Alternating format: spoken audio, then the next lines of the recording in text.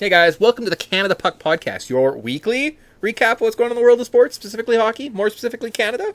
I'm your co-host Mick. You can find me on Twitter at ProfitMick, and I'm joined every by my lovely and talented co-host Grant on Twitter at Fourth Line Sports, bringing a little bit of warmth in this midwinter freeze we find ourselves in. Damn Arctic winds. You know, it sounds phony, but like as soon as you hear everybody's talking about the polar vortex, you're like, okay, winter's arrived, and somebody said polar vortex once, and everybody else just caught on to it. They're like, oh god, the polar vortex is bad. No one knows what that is. No one can tell you what a vortex is. Absolutely not. I don't know. It's something, wind, cold. I know it's damn cold, and but existence inside isn't terrible. It's just when I go outside at the moment, so that's not bad. That's funny. I didn't know that was a thing. That you're really? I'm fucking with you. Oh, okay. I see. Not so bad inside. Of course, it's not so bad inside. Oh, okay. I see. Cheeky Grant. What do? We talk about hockey, Canadian teams. If you're your first show, welcome. We're going to do a rundown, kind of flips the standings, go up from the bottom, kind of touch on each Canadian team, kind of give you a recap of the week that was, look ahead of the week that's going to be. We have some game previews. That was once a gambling segment, but now since we've switched our format to give our show a bit more leg time, we're doing picks. We're trying it for now. Maybe something else comes up. And then I think maybe we'll look at some boobs before the end of the show. So, sounds pretty solid.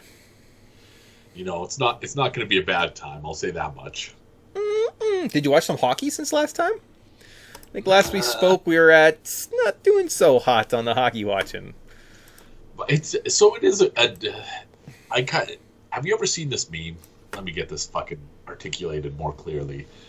It's not even a meme, it's a tweet. And it's like this guy who tweeted out, every time I go on a first date, ladies ask me what my favorite season is. And I always say bowl season. And that one kind of resonates with me. I love college football. It's my favorite thing to bet on. Enjoy a lot of success with it year over year.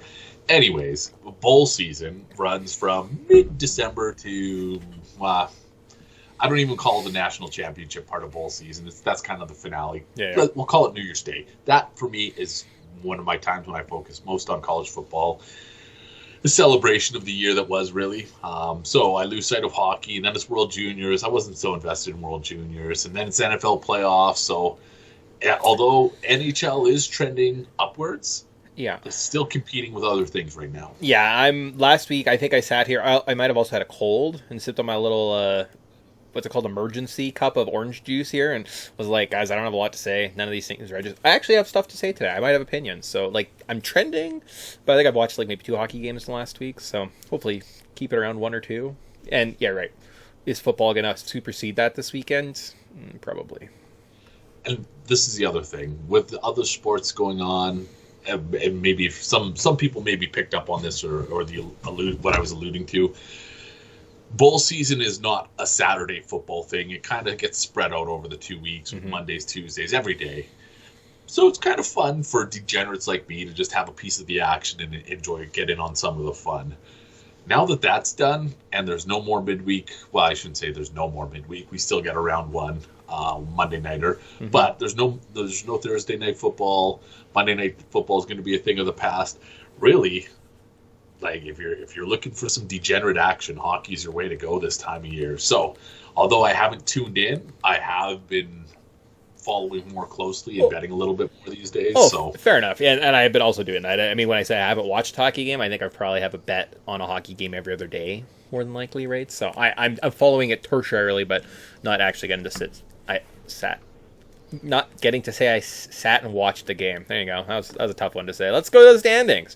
Something that's easy to say, because all I got to do is scroll up the page and stop when I see Canadian teams. So we see the Sharks and the Blackhawks. Oh, and then the Senators at 30th.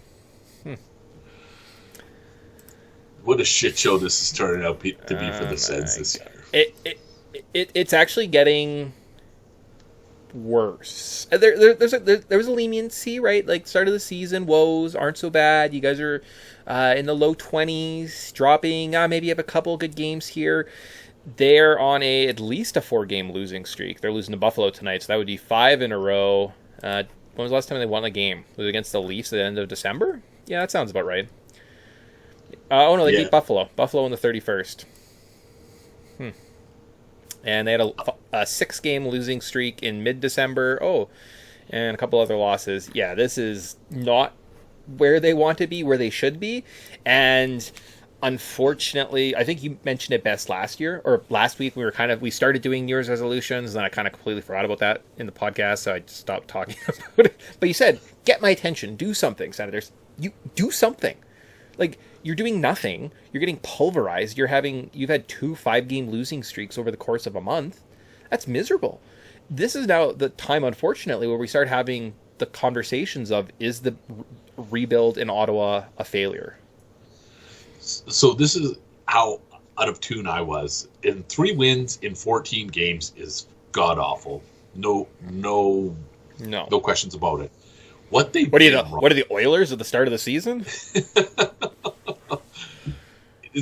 So, analogous, right. Because what happened was the Oilers did change their coach right around the same time, exactly what Ottawa did. I wasn't aware of this, or at least it's not something that came to my thought when we were having this conversation last week.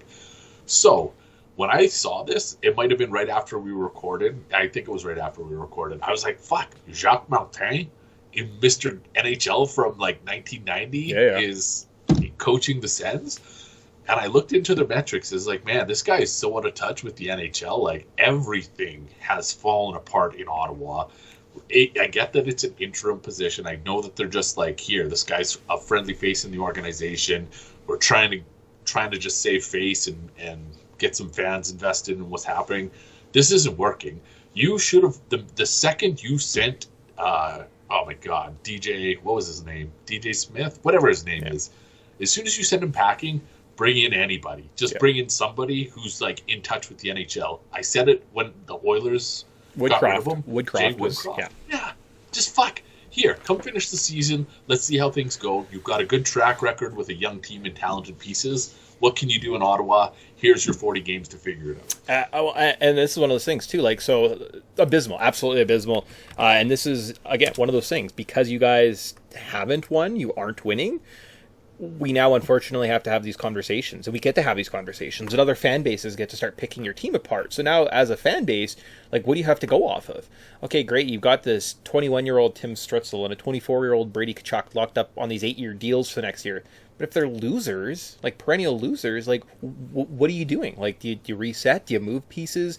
And these are all things we have to do. Do you think Jacob Chychrun, this great move from Phoenix, do you think Jacob Chychrun came from a winning culture? Do you think he cares about winning? No, he gets a paycheck regardless what happens. That's what he's learned, right? So, I don't know. It's darker than it should be in Ottawa at this time of the year. And that's coming from, a dark place in our lives right now. So.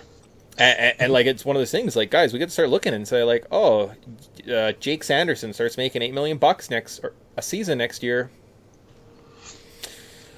I knew this was coming up. I knew it was coming up. I was going to fucking tempt you with it to say Jake Sanderson just to evoke more negative emotion. We're pulling up, I pull up Cap Friendly here, and you have $68 million invested in your forwards and defense of a team that probably isn't very good. So what do you want to do about this, Ottawa? Right? And like, these are actual conversations. So unfortunately, due to your terrible play on ice, now winning affects all. Could you go on a bit of a win, like a positive spin here, win 20 games in a row? Sure. Does that make us look differently? Sure. Do you make the postseason? Of course you do. Do you get like the 16th overall pick? Yeah, that's what happens. So like, I think you almost have to stay the course. Hopefully you bottom out and maybe like use the high lottery pick to potentially like bring an impact player into this team. Like, I see, these are conversations we now get to have. We get to sit there and talk about stupid trades and stuff like that. Like, it's unfortunate. It's unfortunate that they haven't corrected the on-ice product, right? And we're at this point. And...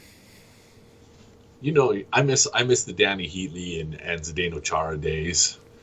The what was that? 2005. Yep. 2007 was when they went to the Stanley Cup. In 2005, anyways, doesn't matter. I miss the days when Ottawa made noise in the playoffs. Is the point I'm trying to illustrate.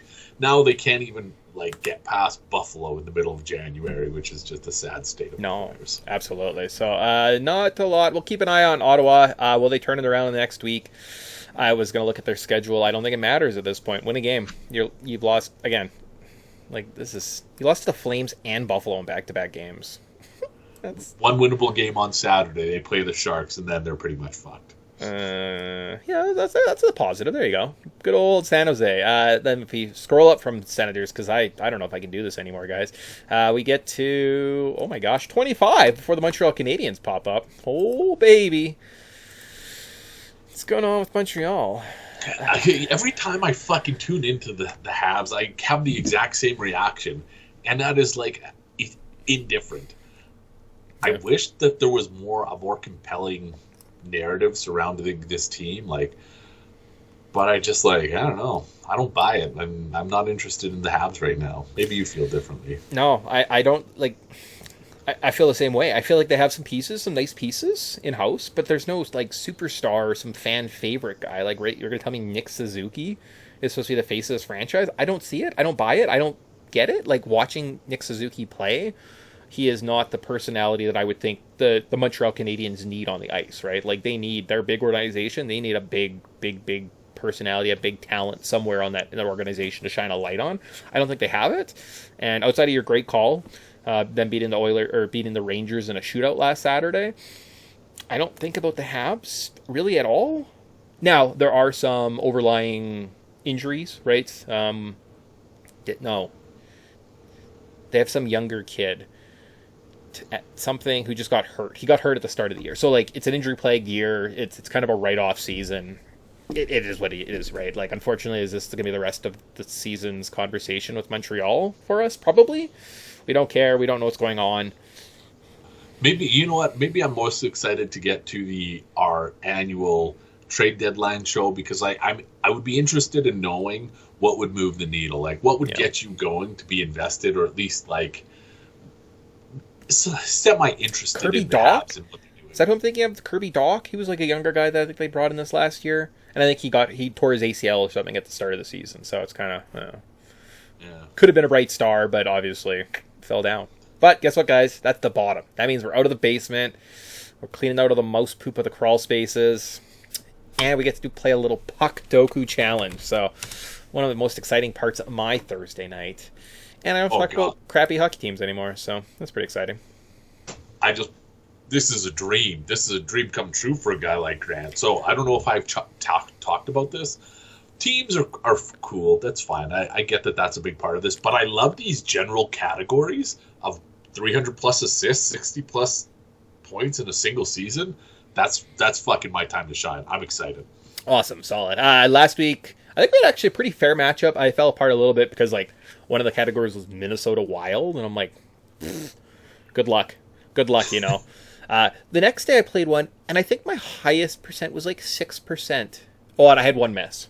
But I went 8 out of 9, and I had the highest one I got was 6%. I was like, God damn it. So, but I'm sure a grid that involves the Oilers will not have anyone on this podcast advantaged any way, shape, or form. So what we're going to do is we're going to play our version of Puck Doku Golf. So we're going to take 3 attempts, pick any 3 squares that we want, and we're trying for the lowest total percentage in our 3 guesses.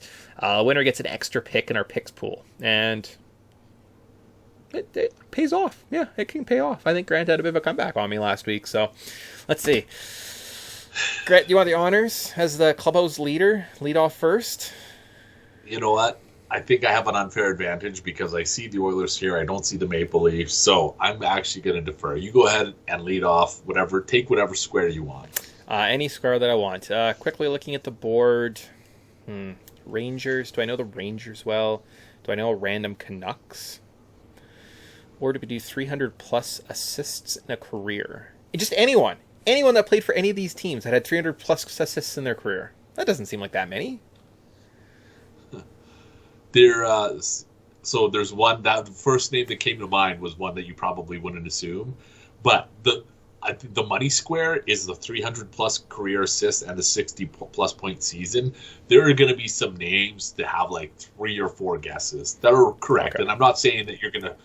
I'm not saying go to that square, and as far as we know, the 300-plus assist career is just in total, and you once played for the Canucks.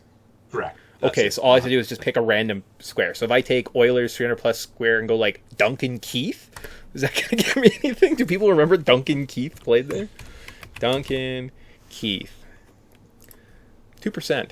All right. 2%? 2%. Okay, so I don't know. Maybe people I haven't filled out the square. That I was looking at that square, and I was thinking Adam Oates, because Adam Oates finished his career with Edmonton, but I guarantee you nobody.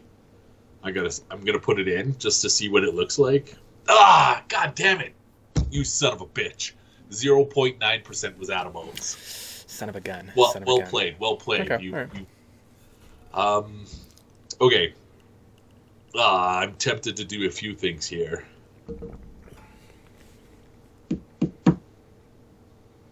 I want to show my range, but I also gave you an advantage with the pick one. So I'm going to take an Oilers square here. Okay. And I'm going to take Oilers, Rangers, and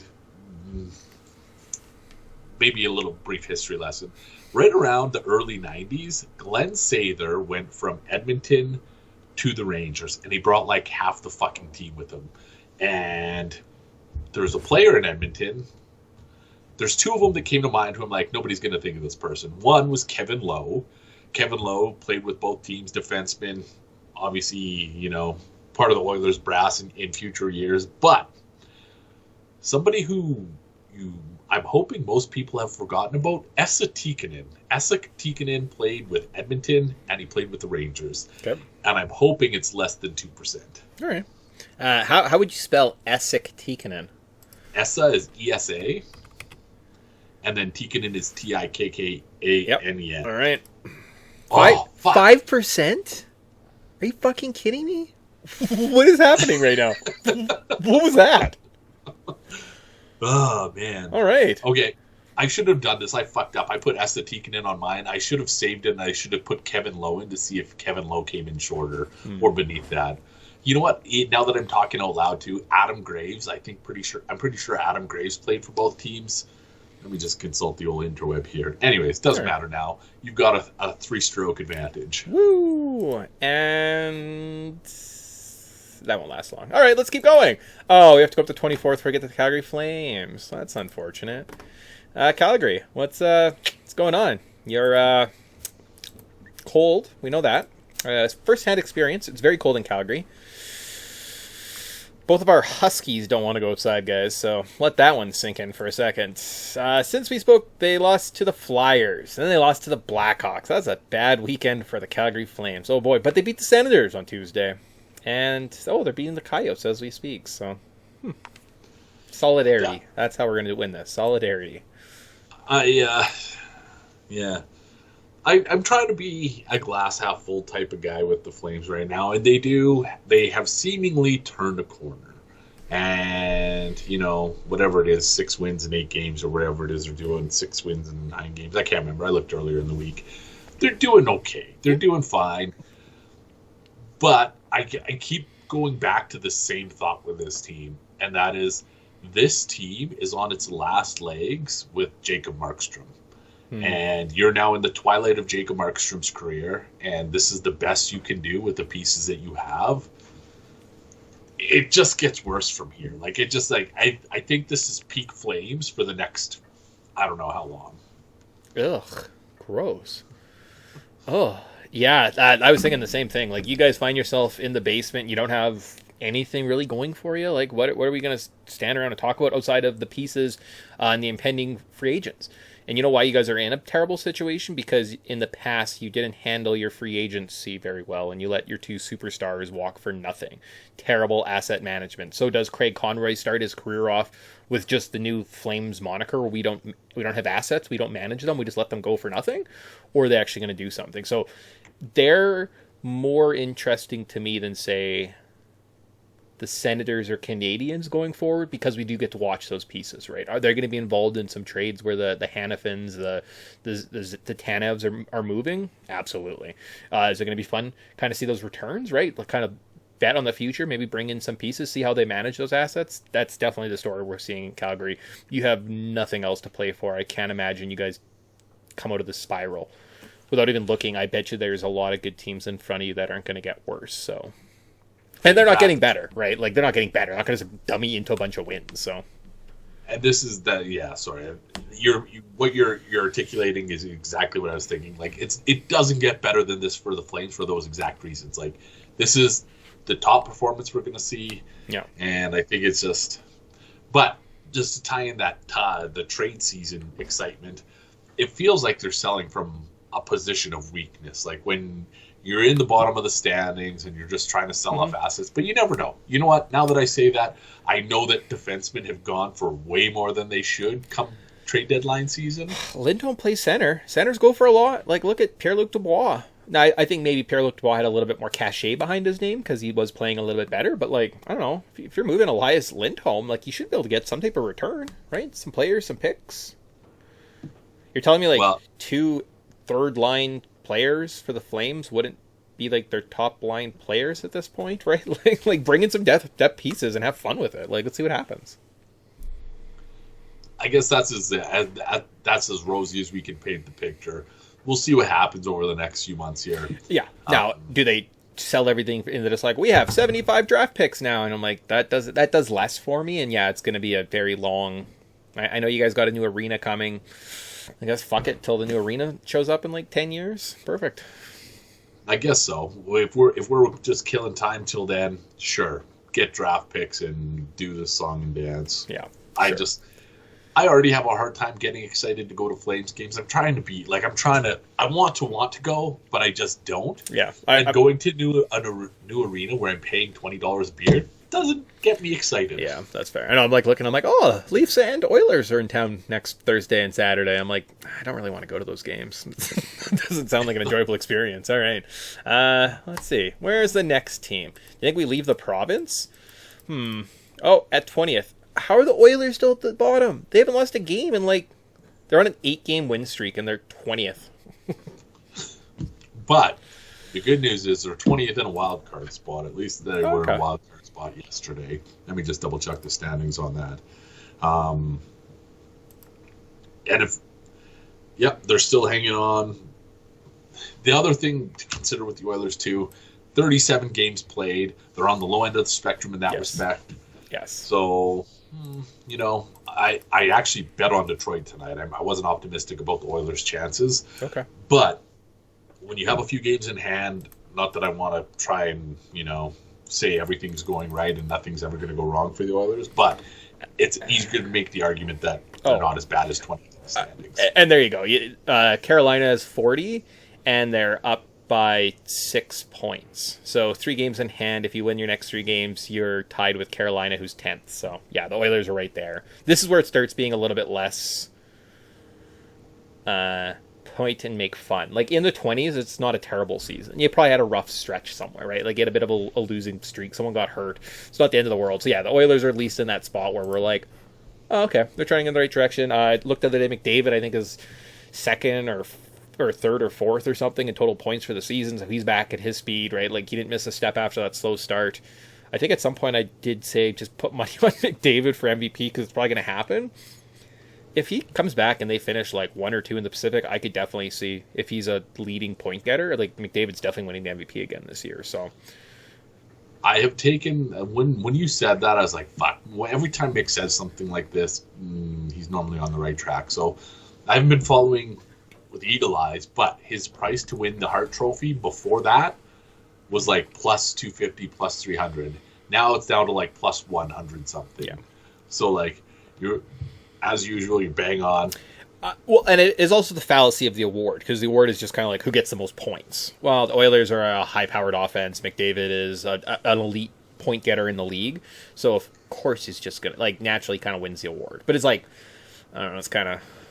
He's also probably the best player in hockey, so it's fair in that sense, right? But so, yeah, as soon as you said that, I immediately thought of the Norris Trophy, because the Norris Trophy always just goes to the defenseman with the most points, which doesn't make sense. It's so boring, and I hate NHL awards. It's almost as if people don't watch the games. They just look at box scores and yell. Like, that's kind of what I feel like most hockey analysis is, which is why I like to point out, I'm like, I haven't watched hockey for a little while. I'm going to be like bold statements, things I've heard. I can't give you a nice analysis. I apologize, right? But at least I'm being upfront about it. As opposed to these people are like, I get paid for this. And you know what? I think McDavid, he has 10 more points than the next guy, so he should get it. You know what we should do? We should look into becoming, or what is it, the professional, whatever the association is for professional hockey writers, because that's who gets a vote. People who are part of this association maybe you and I should figure out how we could... Until they take it away, because they're like, wait, who the fuck voted for the North for Artem Zub? his metrics, his on-ice product is really good. Okay, so do you remember last year, somebody put McDavid like third or fifth or something like that? I don't know if you remember this. But anyways, a guy who votes for the NHL awards every year put McDavid. It was down the list. It was like third, fourth, fifth, something like that. And the person who he had, it was a Minnesota writer, and I want to say the person who he had in front was Kirill Kaprizov. And like Kirill Kaprizov's a hell of a player, absolutely. But to say that he's better than 5 other people or like the entire league, it was just so confusing, man. So. Yeah. Well, and I almost do, like, in a world of analytics, do we need to rethink trophies? Because I know there's a big discussion in, say, like, the NFL right now for, like, who's the MVP? I don't know. Is it just, do you just give it to Brock Purdy because the Niners are the best offense? But I think Brock Purdy might be the worst offensive player on the Niners, right? Like. And that's a good point, because that award always goes to quarterbacks. You go back through the annals of time. Sean Alexander, I think as a running back, once won it. Yeah. And Peterson maybe got one? I think you're right with that, too. Anyways, there's not very many people between now and when the NFL started who are quarterbacks who didn't win this. But it's same with, like, NHL. And, like, I don't really know if I care about the MVP award as much. Like, I'll put money on it and that, but, like, I don't really care. Like, even when Matthews won, I was like, but is he the best player? I don't know. Like, I was even questioning. I was like, I don't know. It just doesn't seem right. Anyways, that is enough Austin Matthews talk for an Oilers segment. Coming up, Edmonton, you get Detroit tonight. You get Montreal, and then Leafs, and probably Kraken before we talk. So, there you go. 3 more wins might be in the cards. Through the next 4. So here comes Carolina. I think with that, though, that gets us out of whatever stage we're in. So we're, like, not in the crawl space. We're, like, maybe main floor now, doing that. A little housekeeping on the main floor.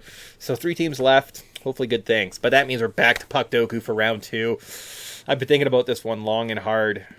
That's what she said. I'm going to stay with that 300-plus assist category, because, like, just take the layups. Why not? I'm going to go with, let's stay with, like, random old guys that got traded to teams.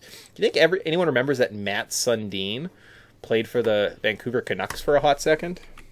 I bet you less than 5% people did. 6%? Oh, damn. All right, so I have a whopping 8% right now. All right. I wanted to show some versatility. And maybe I've been spending too much time thinking about this on my own. But do you remember a guy named Brett Hedican? No. Anyways, a guy named Brett Hedican played for both the Carolina Hurricanes and Vancouver Canucks. Okay. All right. And that's our guess. Brett H-E? Nope. Yeah. Hedican. But I don't know, maybe there's 2 T's in Brett if you don't see it. No, it's just one. B-R-E-T, Hedican. 3%. 3%? We're tied. All square? Oh. Gotta put on our thinking caps now. This is dangerous. It's a dangerous game. All right, one last quick look at the screen. All right, we got this. Perfect. We're going to keep going up, and I think I stopped at 10 for a reason, because I believe I knew the Toronto Maple Leafs were actually in 9th. So, the Toronto Maple Leafs. What's going on, Toronto? Do anything cool last week? So this is it. This is the one segment where I've been most excited to talk with you. This is we have a perfect. This is great. Okay, this is immaculate. Yeah, cool. So what's been going on since we spoke last? When did we record last? Thursday? So I beat the Sharks twice. I don't know. Should we brag about this? 11 to 2 scoring over 2 games. But we would be remiss if we didn't talk about the wee Willie Nylander signing. Yes, there you go. $11.5 million, 8 years. What do you think about this deal? I think from an asset management point of view, keeping elite talent in-house and happy and on your team for the next 8 years can never be a bad thing. You now have the asset.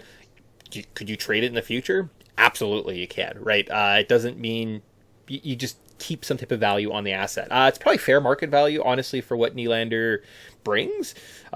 His game, like, he's not a fast guy. He's a big body. He's physical. He's high skill. You know what? Things age fairly well. Physicality and skill, right? So, I think it's probably a good deal going forward in terms of kind of the player that the Leafs got, and yeah, just is it going to cause some type of chaos with the $11 million men next year? Yeah. But over the course of 8 years, it's not terrible. It's only 16% of the time. It's going to cause a little bit of a headache, right? And that is assuming after next season, Tavares takes some type of pay cut. Because somebody has to take a pay cut out of the 4 stars. It is probably the man, John Tavares, right? So I think everything just balances out. In fact, I was worried at some point about the whole cap structure. And then you put it out there last year, and I love you for it. But you just said, like, oh, they just balance the money.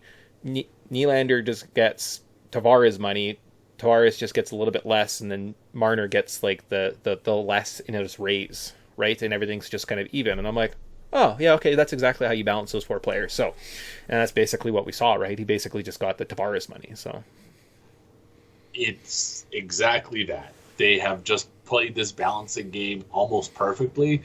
The only thing that I was thinking, is Marner an $11.5 million player? That's a tough one. That's a tough one, man, because it is. Nylander is a game change. Like, Marner is such a good player, but his size does hold him back a little bit, right? And that's really the only thing I can say bad about Mitch Marner is he's a little bit undersized, and he is a little bit hesitant on his shot. When he is shooting, he's actually he's scores goals in bunches. We've seen it a couple times this year, right? But that little bit of resistance. Does he move up to 11 and a half? Maybe. So this is where you talked about Austin Matthews in the Oilers segment. I'm going to talk about the Oilers in the Leafs segment. It feels so analogous to the Oilers. You have Austin Matthews and Connor McDavid. You've got William Nylander and Leon Draisaitl. You got Mitch Marner and Ryan Nugent-Hopkins. And the only non-comparable really for me is like John Tavares, but like we don't like maybe the kind of Zach Hyman, but Hyman doesn't have that experience. Like he doesn't have the same allure that John Tavares does. Yeah, because I would think Tavares would probably be successful anywhere he went. Zach Hyman, he's a lot of production in a very high offensive productive team, right? So that one is kind of like, tricky. But yeah, very similar builds. And so from an Oilers perspective, these deals make me nervous because if William Nylander is now getting $11.5 million, he doesn't have a Hart Trophy, playoff wins have been scant, and I'm not saying the Oilers are fucking playoff warriors or anything, but Leon Draisaitl, Connor McDavid both have Hart trophies. Leon Draisaitl performs exceptionally well in the playoffs. The Oilers, as a team, they've enjoyed a little bit of playoff success. All of a sudden, if guys like William Nylander are getting at $11.5 million, Leon Draisaitl and Connor McDavid to me is like that at least 12.5 million, probably 13 million. But can you really tie up $26 million between 2 players on one team? And that's like low end of the spectrum? I think so. It is manageable. It's a way of building the team. I think Nylander's contract I've heard thrown about is very similar to Pasternak. Go look at the point leaders right now. They're tied. They're 4th and 5th in the standings in terms of point leaders. So Pasternak, Nylander, very similar players. Does it drive up the market for everyone else? Absolutely. Do the Edmonton guys, should they be sweating? Should the next team we be talking about, do they have a Swedish superstar who's probably thinking of cashing in now that they're like, you probably should have signed him in the summer? Probably should have got that done earlier because now he's going to hold you over the bag, right? So it is a lot of moving pieces, and it's just one less talking point, right? Otherwise, all we'd have to do is listen is like, is Nylander going to be traded? Where are they trading him? Let's trade him. It kind of negates that narrative for that's the one plus of kind of signing now.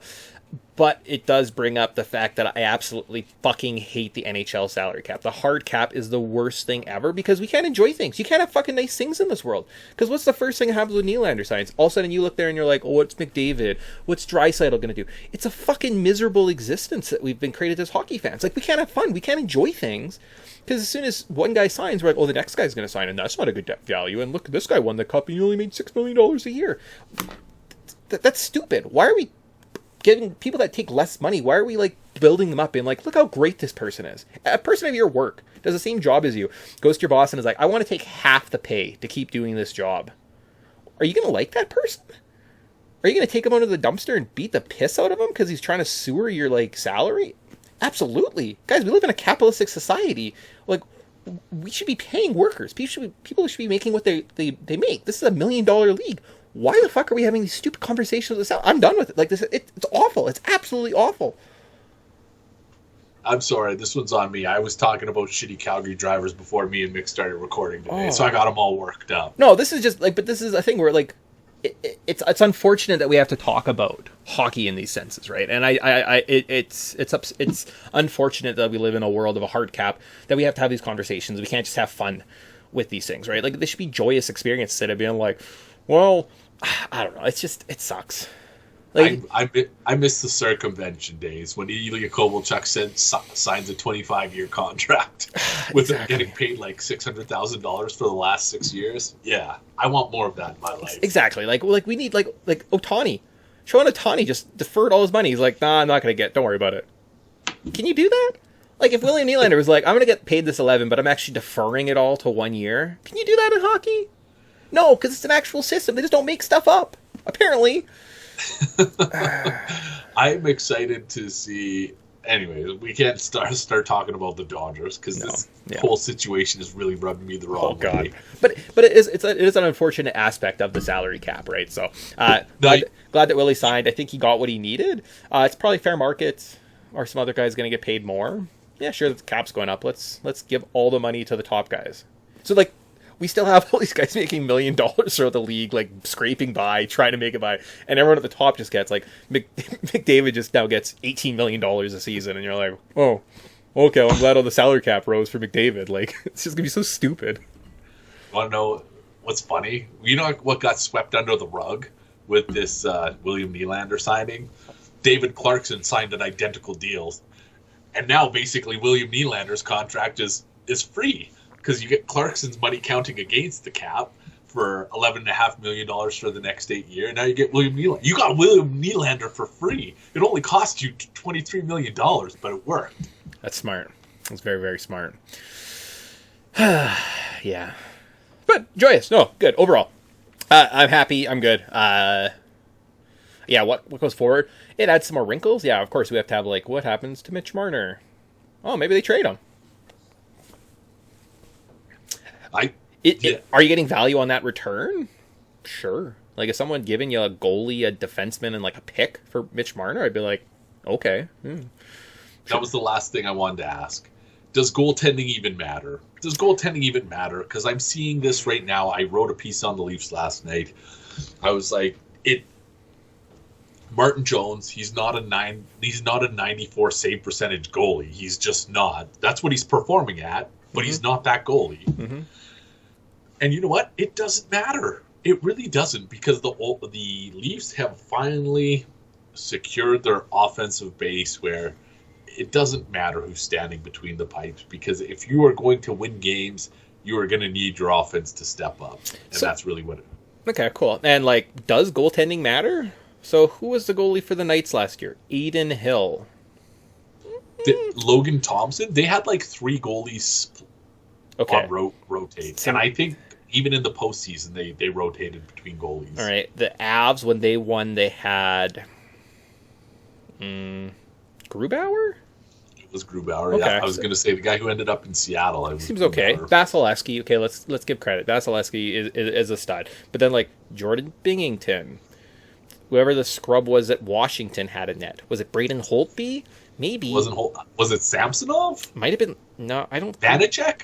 Was it Vanacek? I don't know. But then, like, the Penguins had, like, Matt Murray for 2 seasons, and the Blackhawks had Corey Crawford, who, like, outside of those 3 Stanley Cups, what did he ever do with his career? Nothing. You know what I mean? Like, even with the 3 Stanley Cups, he did nothing. That's the thing. Like, you can go back and, like, sometimes I'm like, oh, sometimes goalies don't matter. Okay, cool. All right, awesome. That's enough time spent on goalies and Toronto, and let's go to the next team. Speaking of Swedish players that are probably going to cash in, that are UFAs that score a lot and have multiple 100-point seasons and are clearly like a top 5 player in the league, and the Canucks can't stop them, won't stop them. They lost last Thursday to the Blues, but then beat the Devils, they beat the Rangers, they beat the Islanders, they made New York City their bitch. So, Vancouver, what's going on? What do you want to talk about? I would like to say this. I think that the Vancouver Canucks actually owe their success to me, because I have begrudgingly bet against them every fucking night, and all they've done is won. And I know the universe is trying to teach me a lesson, but I refuse to learn it. No, don't ever. And so I wanted to bring this because I don't like talking about the Canucks. It just fucking makes me angry. That's about all I want to do. I know I don't have the best lit room. You see this one? Yep. Granville Island Lions Winter Ale. I looked everywhere before Christmas for this. Couldn't find it anywhere. There was 1 pack left in the liquor store last weekend, and I was just like, you know what? This is my reward for accepting the lesson about, you know what? Don't just stop betting against the Canucks. The universe was like, here, Grant, this is the Vancouver win you get. So Granville Island, Lions Winter Ale. Thanks, universe. And I apologize to every Vancouver Canucks fan out there. If you are listening, sorry for what we're about to say, but I didn't give you any lead in. I stopped at 9. Second in the league, guys. Second from the top, tied with Colorado with a game in hand. 57 points. Second, guys. That's incredible. It's an incredible season. Now, sports, especially like a game like hockey, works on a lot of deviations, right? There's like some type of like, you're here and your season is some type of standard deviation. The Canucks are definitely like the 4 standard deviations away from probably where they are right now. So I don't think this is like a sign that the Canucks are the best team ever, or they're great. They're just having like a really good season. And like, that's the best I can do when coming and looking at what the squad is doing. The only, as I was like having conversations in my head earlier, the Canucks early on, a couple years ago, I think they won a round or 2. Demko was kind of hot in the playoffs, and they got into the second round of the playoffs pretty early on with this core, right? So the Hughes, the Petterssons, the Demkos, they had that little bit of success, and that gave Vancouver a little bit of breathing room to say, hey, look, we have this team, we can build around them, we can create a winning culture based potentially off this, and we're seeing the fruit of this kind of labor, right? Now, is Pettersson also being like, I'm going to make more than Connor McDavid next year? I'm pretty excited about that. That's pretty good. I'm pretty excited to tell the kids. Probably. So again, because of the salary cap, we have to like worry about these stupid things. But to the flip side, back to our original with the Senators haven't seen that level of success outside of the regular season thus far with this core. So you do wonder if that kind of hampers things going forward, and if they have a shorter leash than say the Vancouver core had for the last like 3 or 4 years, where they seemed like they were treading their tires, a couple injuries. There were some coaching changes, right, until they kind of got everything clicking in the right direction. Who's Vancouver's Canuck right now? Troche or something? Rick Tocchet? Their head coach is Rick Tocchet. And he was pretty highly touted when they made the coaching change last year. Remember, there was a whole Bruce Boudreau situation when he was run out of town. It kind of seems like it was the right deal. It was the right move, unfortunately, or fortunately for the organization, right? So kind of glad that everyone kind of came out smelling sort of like roses on that one. But no, kudos to Vancouver. And unfortunately, did you just lose the Canada Puck Championship belt for the week? Because normally we award it to the team that's the highest in the rankings, and there's still one more to go. And we're at 2. Huh. Okay, well, let's play a round of Puck Doku to see. Let's determine a winner, and then we'll come back to this mystery of what's going on. Why don't Vancouver have the championship belt this week? That's weird, right? It is weird. Huh.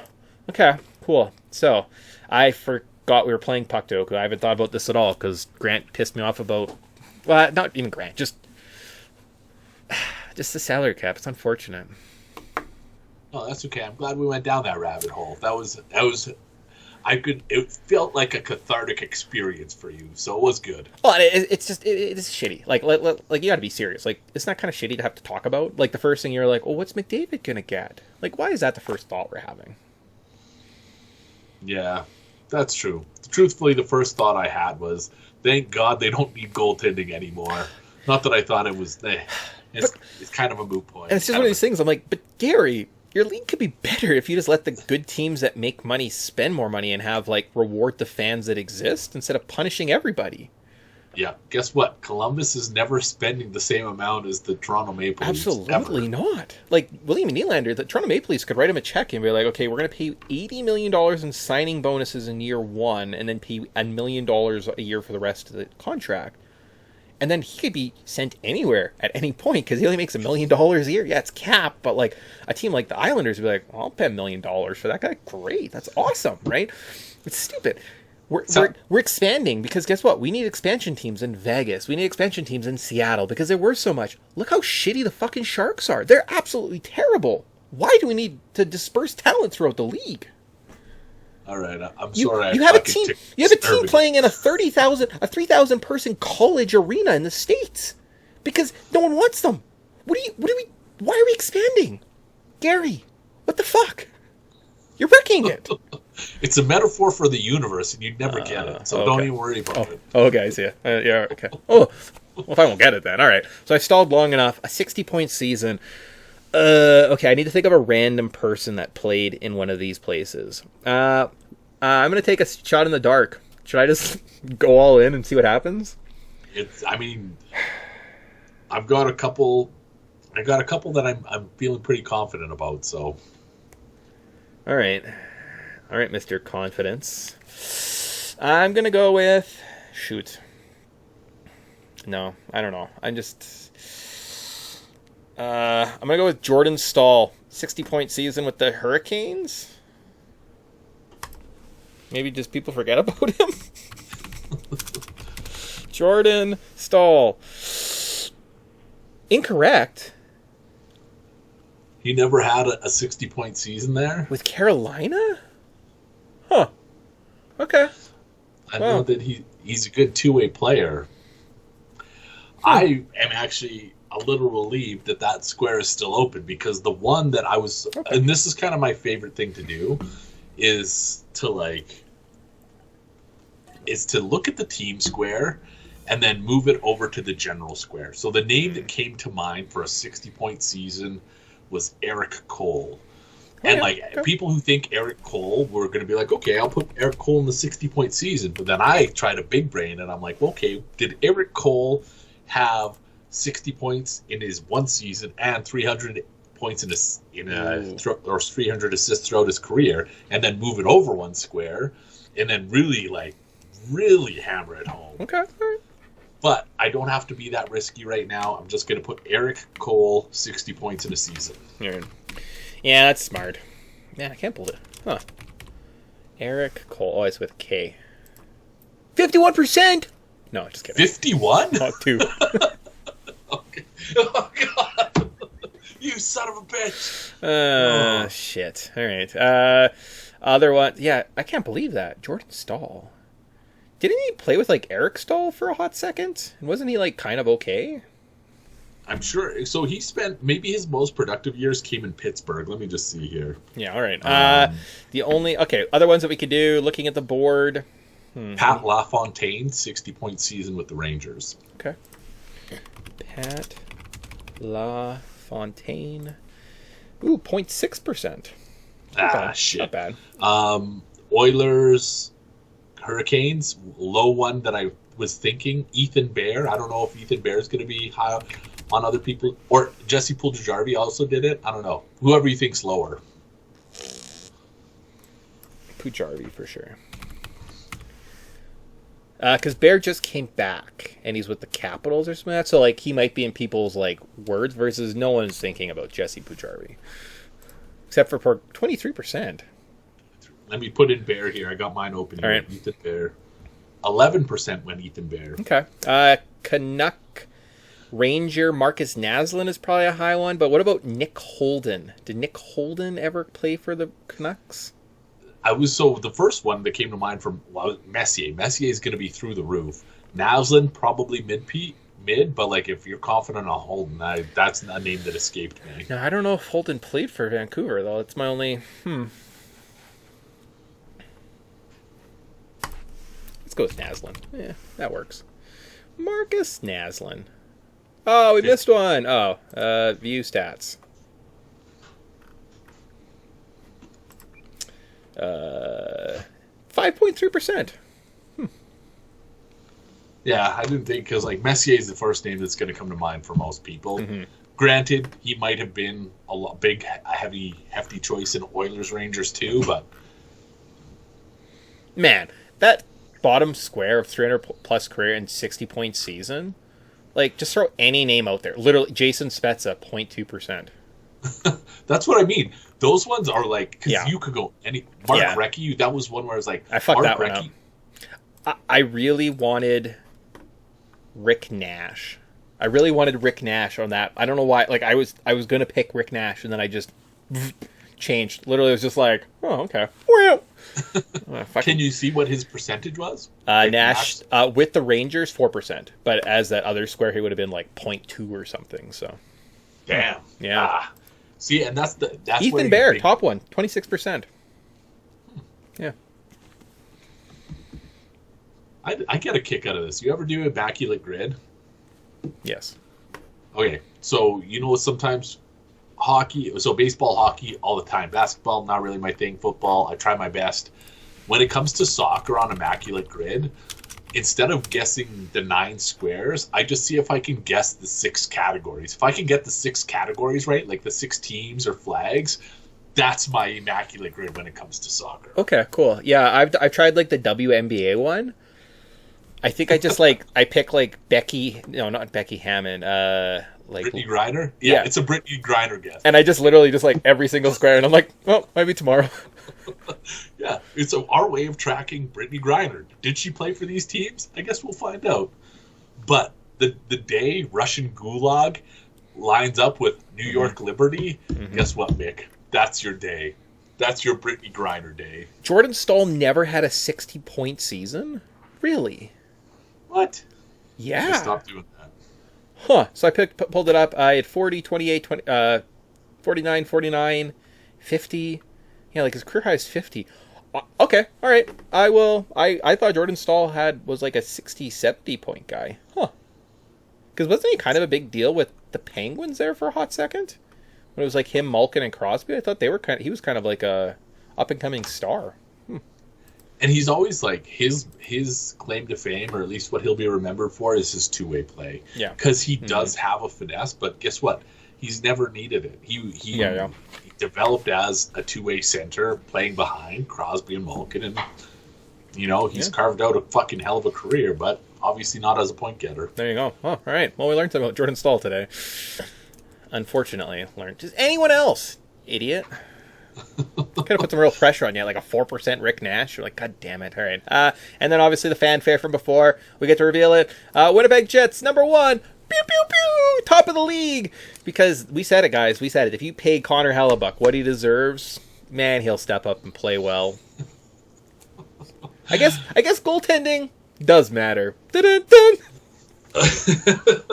Yeah, that's the send-off. If we just could, the lights dim after that, that'd be the perfect ending to the show. But I do have more to say about that, because... Jets. See, I did it. There you go. I think goaltending matters for the team that loses the cup. As you were talking about it, I was like, all the goalies who've won the cup, and then I was thinking all of the goalies who actually carried their team to the Stanley Cup Finals and never won it.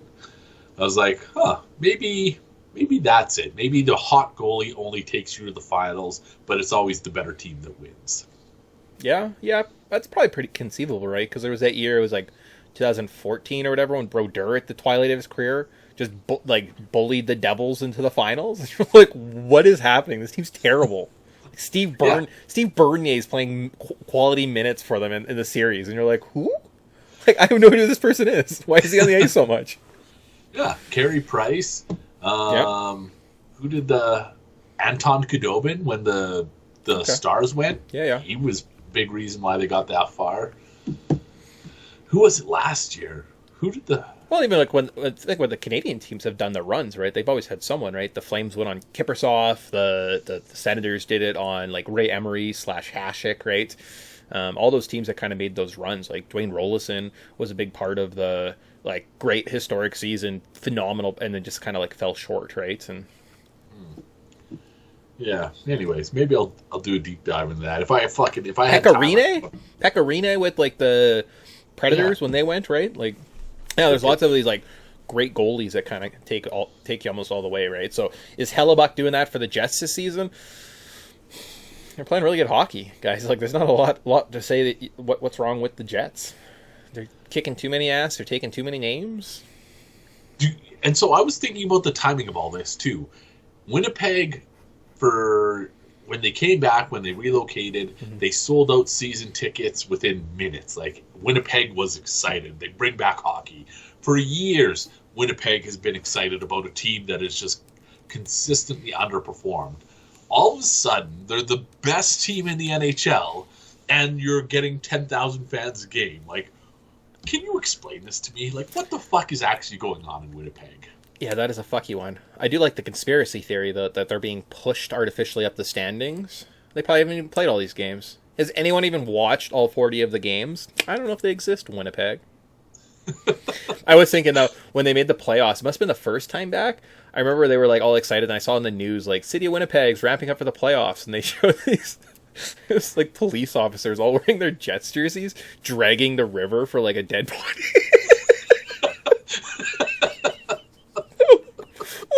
Why are you showing the police doing this? They're on a boat with like throwing stuff over the back, and I'm like, well, they're dragging the river for something, and like, what goes in the river that we're trying to find? Like, I don't think people like car keys are that important, right? Like, I don't think it was little Susie's doll that went over the bridge. And I was like, good for them. Good for Winnipeg. What a beautiful place.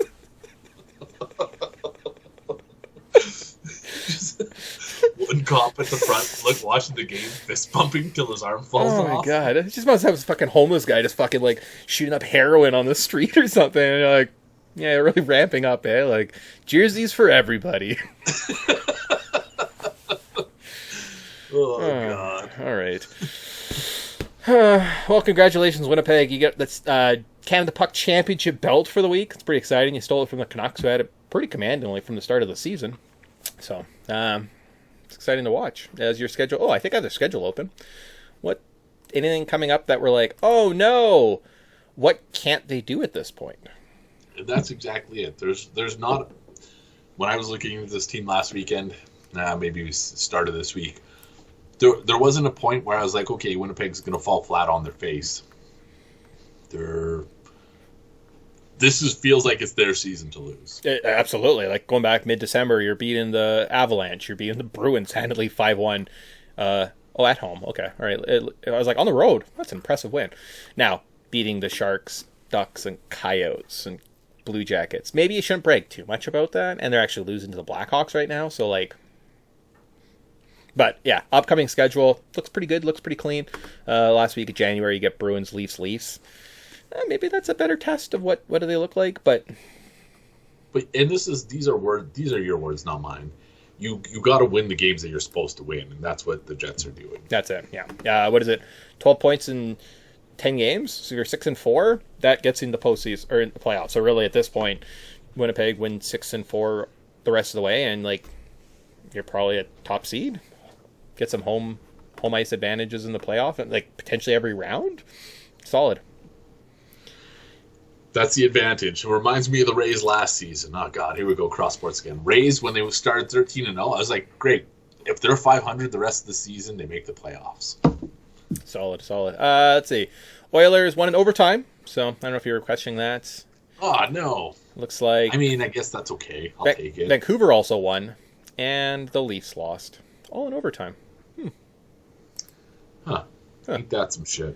Ain't that some shit. All right, cool. So, as alluded to earlier, Grant won the Puck Doku Challenge for the week. So that means he gets an extra game in our Pick'em series.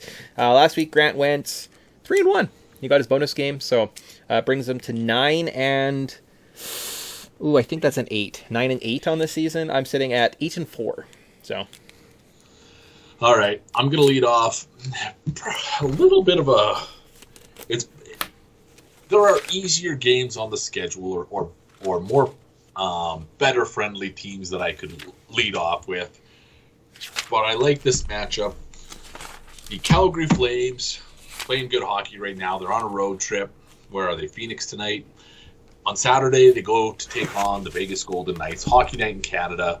Vegas is kind of falling apart at the seams right now. Conversely, as mentioned, this is a Flames time to shine. They're doing what they're supposed to do.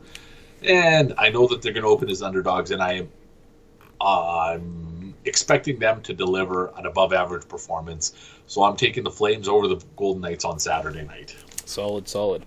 Were they on my list? They were not on my list. Oh, boy. Do I have anything kind of stellar? Any matchups that I like?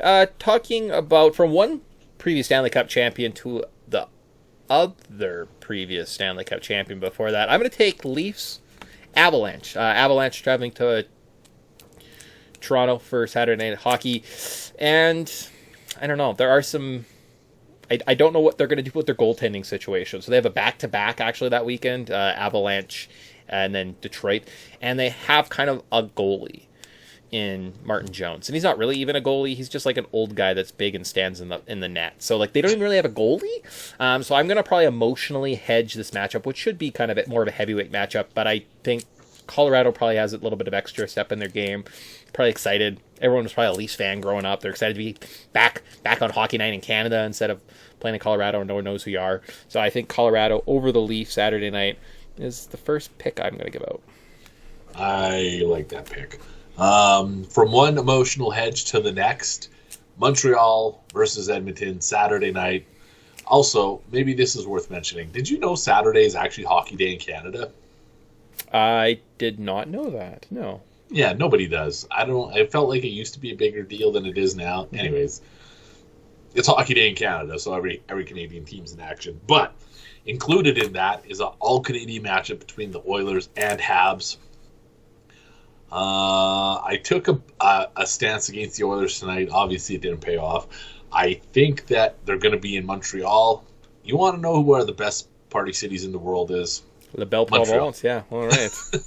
And you want to know, don't tell me old German national Leon Draisaitl isn't going to pop his head into Shea Parade on a Friday night before the game. I don't think this ends well for the Oilers. I think they're going to be a little tuckered out. I'm excited to see how hungover Leon Draisaitl looks on the bench, and I'm going to take a stance against the Oilers on this one, expecting Montreal to perform well, again on home ice on Saturday night. Solid. I'm going to, I don't know if this is a Saturday night game or it is a Saturday night game. So I'm going to stay in the vein of Stanley Cup champions, and we're going to go back, not before Colorado. No, not Tampa Bay, before other Tampa Bay. No, but not the fake championship they won in the bubble that doesn't really count. One before that. We're going to do a Stanley Cup rematch. Bruins at St. Louis. I think one of these teams is just better than the others. So I'm just going to go with an instinct that I kind of hate when the Bruins win. And I feel like Saturday night it's going to be one of those nights where like the Bruins win and the Leafs lose. And I'm just going to be like, fuck, God damn it. Like, how do we not play the Bruins and they still beat us? So Bruins sometimes do live rent-free in my head. And as a result, I'm going to take a little bit of emotional joy when they win on Saturday night against St. Louis. All right. I dig it. That feels like a safe play to make. I am going to get a little bit more reckless. Maybe not reckless. Not as reckless as I could get, but again. I'll get reckless on my next one here to make up for it. Well, hopefully I don't steal this from you then. Arizona Coyotes are playing the Minnesota Wild on Saturday night. Looking at this game, I'm like, there's no way this game doesn't end up in a shootout. But Minnesota hasn't been playing great hockey lately. Arizona? Don't tell me Arizona's a fucking playoff team, but that's what they're playing like right now. So I suspect they're going to be underdogs, and I'm going to take a stance on Coyotes in a 1-0 thriller, defeat the Minnesota Wild in overtime. I was invited out for beers on Saturday night to watch hockey at 6 o'clock. So I looked up the schedule and saw that game, and I responded, and I was like, man, Coyotes Wild is a must or a can't miss matchup. So count me in. It's weird that you would then pick it later. Huh. All right. I have a low-hanging fruit that I think I'm going to go with. Just another game Another game I was going to highlight, I believe it's oh god, I should have wrote down like dates beside these ones rather than just like a bunch of things on a scrap piece of paper. Devils at Panthers. It's 4:00 if you wanted to watch like some hockey kind of before Hockey Night in Canada gets going. That's probably a fun little affair. A lot of young, talented players on the ice during that one, so that would be fun. Just wanted to highlight that guy. If I wanted to be really chaotic, man, send Sharks? Oh baby, what's going to happen there? I don't know. Can I just pick the over? And just move on with my life? Like, is that allowed? I don't know. I'm gonna go. You know what? I'll allow it. Oh, I was just gonna emotionally hedge though, and I'm just gonna go Detroit over Toronto on Saturday or on Sunday. So. You son of a bitch! All right, I respect that play. I was gonna take that one, but it's all yours. All right. Alrighty.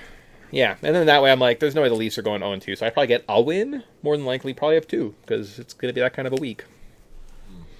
All right. You know what? I'm going to put my money where my mouth is, and I'm going to say, fuck you, Vancouver, again. Absolutely hate you. I don't respect you. I wish that, you know what, if you didn't finish the rest of the season, I would be disappointed. And you know what? I only think maybe less than 60 people would notice. So, Buffalo Sabres, you are it. You're everything to me now. Buffalo Sabres, they host the Vancouver Canucks Saturday matinee. I swear to God, if Buffalo loses this one, I don't know. I'm gonna be spending a lot of time watching the Coyotes and Wild. Very. And sorry, you had Minnesota in that one? No, I had Coyotes over Wild. Okay, cool. Okay, dokie. All to date. Well, good luck on your picks. Good luck for everyone else watching hockey. Apparently lots going on this weekend. For Hockey Day in Canada, I'll be honest with you, these games are terrible.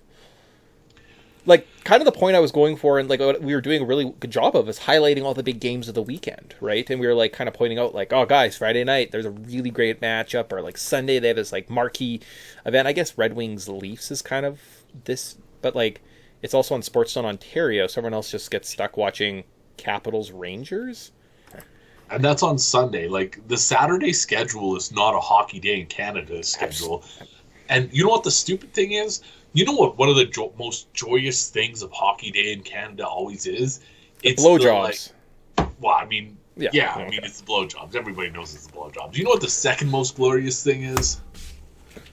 It's the napping after the blowjob. But you know what we'll eventually get to a point on the list. The dozens that doesn't require your dick. Most enjoyable. The first non-blowjob related item. Yeah. It's the outdoor pond hockey where it's like, okay, those homegrown shots of kids just enjoying it. You're like, fuck. Sometimes that hits you right in the soft spot where you're like, I miss those days. It's in fucking Victoria. There's not going to be an outdoor hockey game anywhere. There's going to be guys kayaking. There's going to be some hippies hacky-sacking. There's probably going to be some kids yelling car and then going, wow, because Zach Hyman's driving by, and you're like, what the fuck? Anyways, I'm not excited about it. I wish I could get more excited about it, but the NHL marketing team continues to just like underperform and outdo itself in the worst way possible. Well, Grant, as a man who can excite people from time to time, what's a great way of exciting people? Maybe should we end the show on some type of excitement then, rather than just like on this down note, be like, it's Hockey Day, but we're not sure. Can we excite everybody right before we leave? You know what? We can. All this job talk, everybody's feeling a little riled up. So, the Canada Puck Podcast, and that was an absolute saucer of a pass, would not be the Canada Puck Podcast without our babe of the week. Yeah, I'm dialed in. See, when I don't have a flu, I'm actually not the most useless person in the world. After a show last week, I was like, I should have just canceled. Like, I just sat here, I was just like, there's like skates or something on there. I don't know. Well, you know, I've struggled through. You've dragged me through a few podcasts over the past few years. I can't even remember last week. But we're going a little off the beaten path. This analytics is taking over the world. And you may recognize this name because I think she was involved with the team for a short while. Megan Chayka. And that is MEGHANCHAYKA.